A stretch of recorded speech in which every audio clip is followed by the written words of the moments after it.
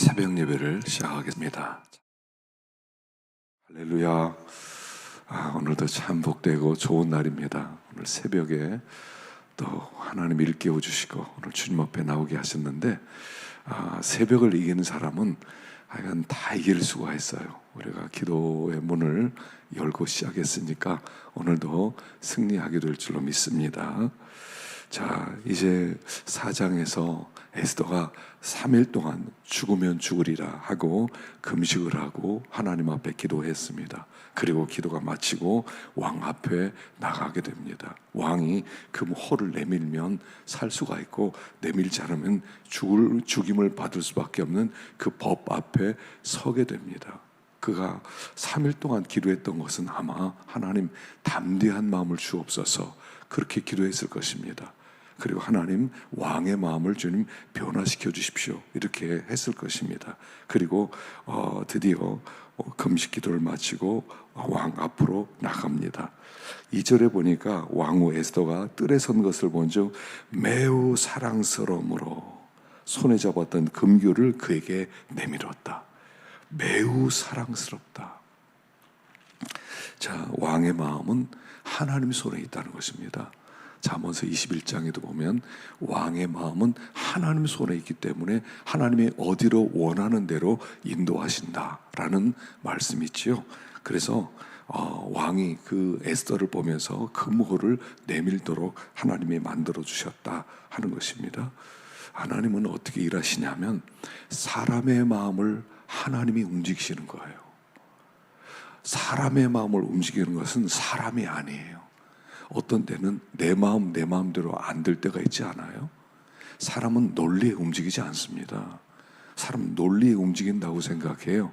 이론에 움직인다고 생각해요. 그러나 논리에는 지고 이론에는 지지만 마음에는 감정이 일어나서 오히려 더 강팍해질 수도 있는 거거든요. 사람의 마음은 하나님의 손에 달려 있다는 거예요. 그래서 우리가 어떤 일을 할 때 먼저 하나님의 마음을 움직여 주셔야 돼요.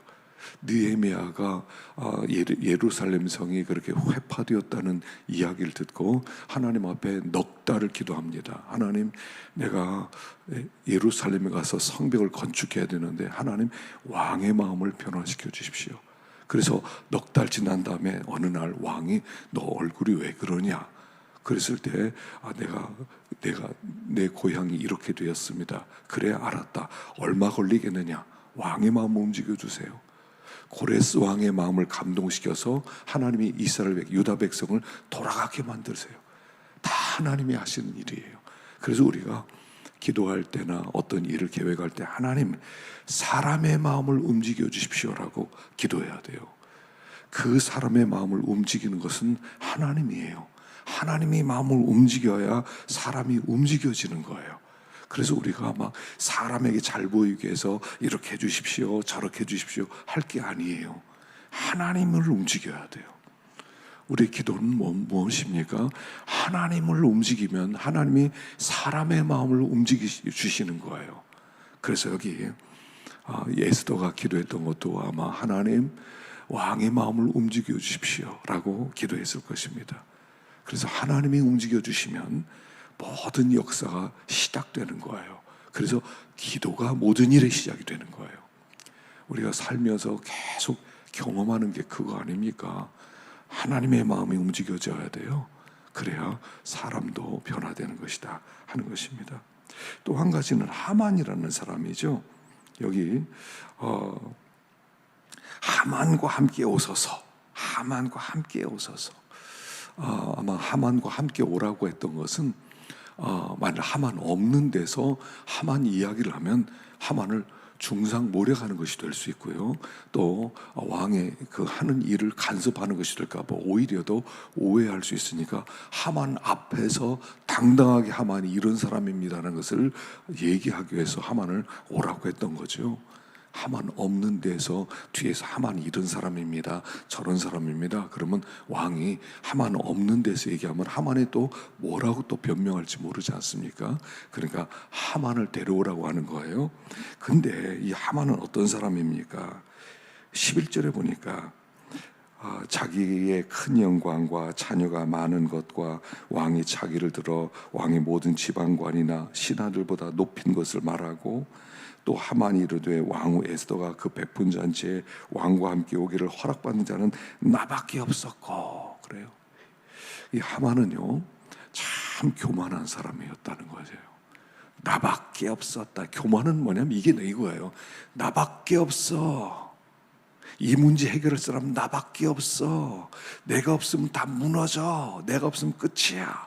내가 얼마나 높은 줄 알아? 내가 얼마나 지혜로운 줄 알아? 내가 얼마나 능력 있는 줄 알아? 나밖에 없어. 이 교만이에요. 그리고 교만은 패망의 선봉이에요. 그래서 자기 눈앞에 모르드게가 절하지 않는 걸 보고 눈에 가시처럼 여기고, 저 모르드게를 그냥 두면 안 돼. 12월 13일까지 기다릴 수가 없어. 빨리 제거해야 돼.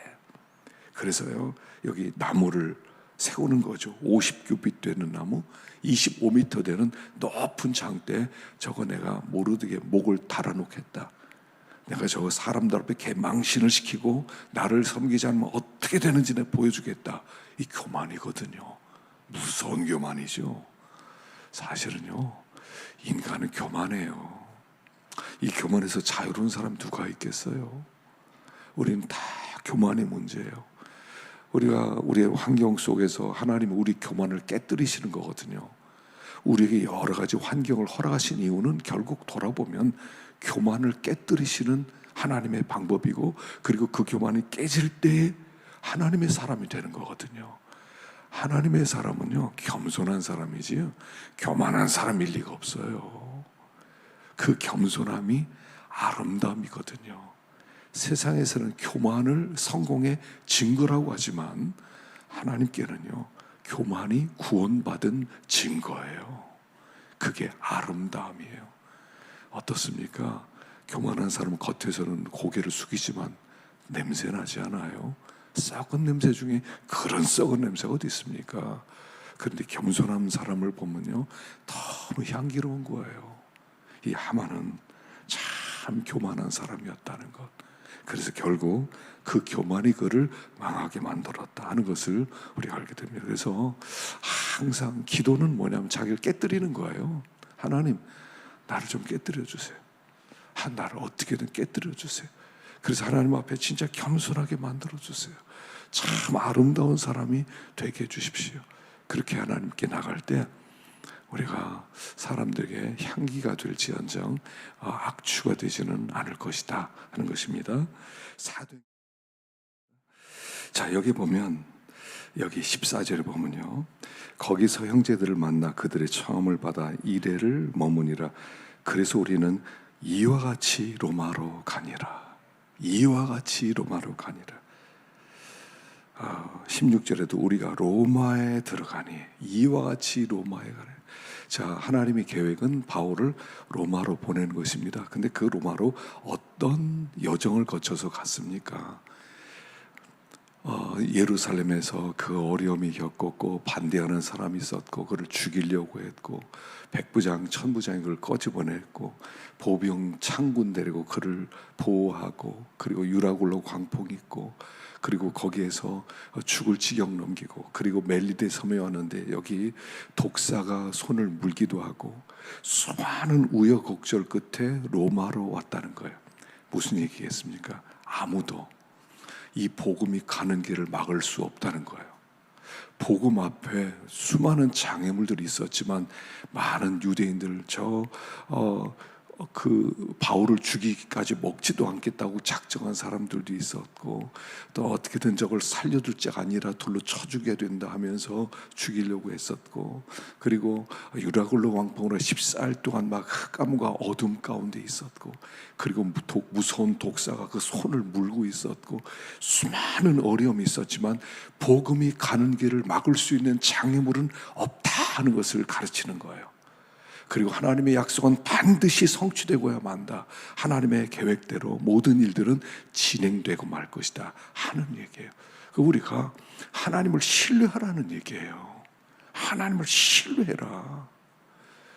하나님이 하신 말씀은 반드시 성취되니까 사람이 인간의 계획대로 되기만 하면 얼마나 좋겠습니까? 계획대로 되지 않는 게 얼마나 많아요. 이런 계획을 세우는데 그 계획의 결과가 그렇게 나오지 않을 때가 얼마나 많았습니까? 그럼에도 불구하고 하나님의 복음은 막힘이 없고 하나님의 복음을 가로막을 장애물은 하나도 없다는 것을 보여주는 거예요. 그래서 하나님을 신뢰해라. 하나님을 의지해라. 두려워하지 마라. 우리가 가는 길에 유라굴로 광풍도 있고요. 유라굴로 광풍이 거의 사지죠, 사지. 14일 동안이나 흑암 속에서 바람과 그 비바람 속에서 추위와 배고픔과 배멀미와 얼마나 큰 고통이 있었겠어요. 그럼에도 불구하고 그 앞길을, 복음의 앞길을 가로막을 수 없다는 거예요. 이 독사가 무슨 독사인지, 이게 무슨 코브라인지, 이게 살모사인지, 이게 어떤 뱀인지 모르지만 그 동네 사람들이 이거 물려서 산 사람 하나도 없다. 죽을 줄 알았는데 절대로 죽지도 아니하고 붙지도 아니하고 쓰러지지도 아니하고 막 신이다 할 만큼 그렇게 사람들이 역임을 받게 됩니다. 이와 같이 로마로 가니라. 이와 같이 천국에 가니라. 아마 이렇게도 될 거예요. 우리가 가는 길에 고난이 있을 수 있어요. 또 낙심스러운 일도 있을 수 있어요. 힘든 일도 있을 수 있어요. 절망하지 않을 것은 하나님의 계획과 하나님의 약속은 성취된다는 것 때문에 그래요. 그래서 무슨 일이 벌어지더라도 낙심하지 말아라. 그리고요, 하나님은 때때로 위로해 주신다는 거죠.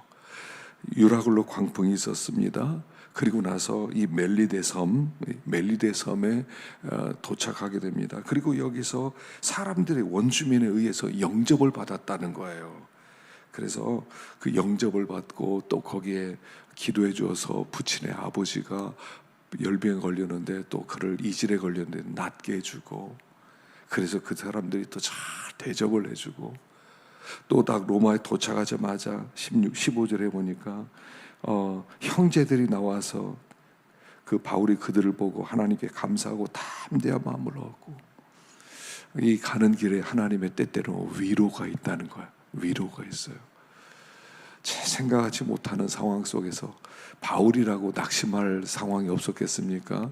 그 속에서 형제들에 의해서 또는 하나님이 때때로 그의 마음을 위로해 주시고 또 그 힘을 얻게 만들어주고 다시 새로운 힘을 얻어서 복음을 얻게 전하게 되는 그런 일들이 있었다는 거예요. 하나님은요, 위로해 주세요.